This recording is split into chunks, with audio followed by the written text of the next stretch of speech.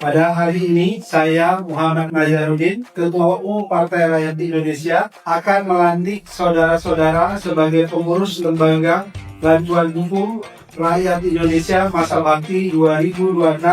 Apakah semuanya bersedia? Yang misalnya mempengaruhi tidak baik, tidak ada masalah. Karena negara ini negara demokrasi. Di negara demokrasi, siapapun boleh mengkritik, tapi di batas normal yang wajar. Tidak boleh sampai melakukan hal-hal yang tidak baik, apalagi sampai melakukan langkah-langkah mantap.